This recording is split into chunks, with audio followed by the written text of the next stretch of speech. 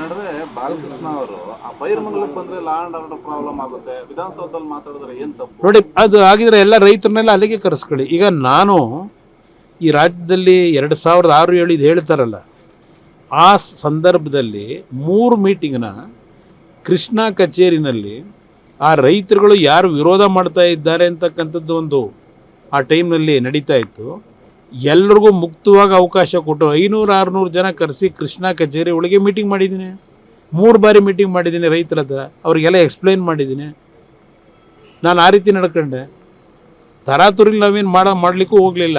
ರೈತರದ್ದು ವಿರೋಧ ಜೊತೆಗೆ ಈಗ ಇವರು ಕಾಂಗ್ರೆಸ್ನ ನಾಯಕರುಗಳೇ ಆ ಟೈಮಲ್ಲಿ ಏನೇನು ವಿರೋಧ ಮಾಡಿ ಅಸೆಂಬ್ಲಿಯೊಳಗೆ ಚರ್ಚೆ ಮಾಡೋರು ದಾಖಲೆ ಇದೆ. ಅವರ ಜೊತೆಲಿರ್ತಕ್ಕಂಥ ಕೆಲವು ಸಲಹೆಗಾರ ಇಟ್ಕೊಂಡವರೆಲ್ಲ ತರಿಸ್ಕೊಂಡು ಓದಕ್ಕೆ ಹೇಳಿ ಅವರಿಗೆ, ಮುಖ್ಯಮಂತ್ರಿಗೆ. ಆಮೇಲೆ ಆದರೂ ತೀರ್ಮಾನ ಮಾಡ್ಕೊಳ್ಳಿ. ನಾಳೆ ಬೈರಮಂಗಲದಲ್ಲಿ ಏನ್ ಸರ್ ನೀವು ರೈತರ ಜೊತೆ?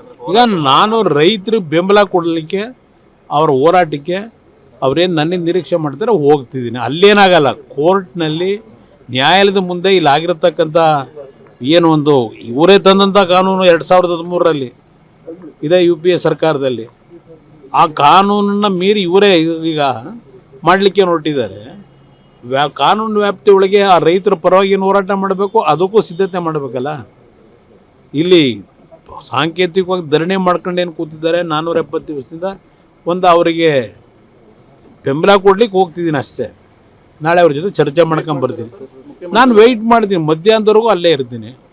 ಬಂದು ಅವ್ರು ಕೂತ್ಕೊಂಡು ಸುಗಮವಾಗಿ ಮಾಡ್ಕೊಂಡ್ರೆ ನಂದೇನು ಅಬ್ಜೆಕ್ಷನ್ ಇಲ್ಲ. ರೈತರೆಲ್ಲ ಒಪ್ಕೊಳ್ಳೋದಾದ್ರೆ ನಾಳೆ ಗಲಾಟೆ ಮಾಡೋಕೆ ಹೋಗ್ತಾ ಇದ್ದೀವಿ. ಅಲ್ಲಿ ಗಲಾಟೆ ಮಾಡ್ಸೋಕೆ ಕೊಟ್ಟಿರೋದು ಅವರಿಗೆ 144 ಸೆಕ್ಷನ್ ಹಾಕೋದಕ್ಕೆ ನನ್ನ ಅಭಿಪ್ರಾಯದಲ್ಲಿ.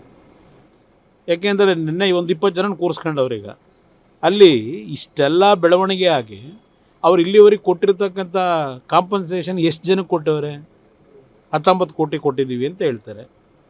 20,000 ಕೋಟಿ ಪ್ರಾಜೆಕ್ಟಿಗೆ ಇನ್ನೂ 19 ಕೋಟಿ ಎಷ್ಟು ದಿವಸದಿಂದ ಬಲವಂತವಾಗಿ ಕೊಟ್ಕೊಂಡು ಹೊರಟವ್ರೆ. ಕೆಲವು ಪಾಪ ಕೊಟ್ಟಿರ್ಬೋದು, ಇಲ್ಲ ಅಂತ ಹೇಳಲ್ಲ. ಯಾಕೆ ಅಂದರೆ ಅಲ್ಲಿ ಕೊನೆ ಹಂತದಲ್ಲಿ ಕೆಲವು ಹಳ್ಳಿನಲ್ಲಿ ಎಷ್ಟೇ ಏನೇ ಆದರೂ ಬೆಳೆ ಬೆಳೀಲಿಕ್ಕೆ ಸಾಧ್ಯ ಇಲ್ಲ ಅನ್ನೋದು ಗೊತ್ತು ನನಗೆ. ಅದು ಸಣ್ಣ ಪ್ರಮಾಣದಲ್ಲಿದೆ, ಅಂಥವ್ರು ಕೊಟ್ಕೊಂಡಿರ್ಬೋದು, ನಾನು ಇಲ್ಲ ಅಂತ ಹೇಳಲ್ಲ. ಯಾಕೆಂದರೆ ಅವ್ರಿಗೆ ಯಾವುದೂ ಬೆಳೆ ಬೆಳೀಲಿಕ್ಕೂ ಆಗೋದಿಲ್ಲ. ಒಂದು 20 ವರ್ಷದೆಲ್ಲ ನೀರು ಹರಿತದಲ್ಲಿ ಅಲ್ಲಿ ರೊಚ್ಚಿನ ಒಂದು ಇದು ಬೆಳೆದಿರ್ತಕ್ಕಂಥ ಇನ್ನಲ್ಲಿ ಆಗೋದಿಲ್ಲ ಅನ್ನೋದು ಗೊತ್ತು. ಹಾಗಂತೇಳಿ ಎಲ್ಲರ ಮೇಲೂ ಗದಾಪ್ರಾಯ ಮಾಡೋದ್ರಾಗುತ್ತಾ? ಜನ ಒಪ್ಕೊಂಡು ಕೊಟ್ಟರೆ ನಂದೇನು ಅಬ್ಜೆಕ್ಷನ್ನು? ಪ್ರೋಗ್ರಾಮ್ ಮಾಡಿ ನಾನೊಬ್ಬ ರಾಜ್ಯದ ಮುಖ್ಯಮಂತ್ರಿಯಾಗಿ ಕೆಲಸ ಮಾಡೋದವನಿಗೆ ಇಲ್ಲಿ ರಾಜಕೀಯಕ್ಕೋಸ್ಕರವಾಗಿ ಅಭಿವೃದ್ಧಿ ತಡಿಬೇಕು ಅಂತ ಹೇಳ್ತೀನ?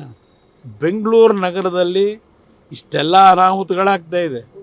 ಇಷ್ಟೆಲ್ಲ ಇದ್ದು ಇಲ್ಲಿ ನೀವು ಸರಿಪಡಿಸ್ಲಿಕ್ಕೆ ಹೋಗಿದೆ, ಮತ್ತು ಇನ್ನೊಂದು ನಗರ ಸೃಷ್ಟಿ ಮಾಡ್ತೀವಿ ಅಂತ ಹೋದರೆ ನಗಲವ ಯಾರಾದ್ರೂ ಇದೇ ಇರತಕ್ಕಂಥ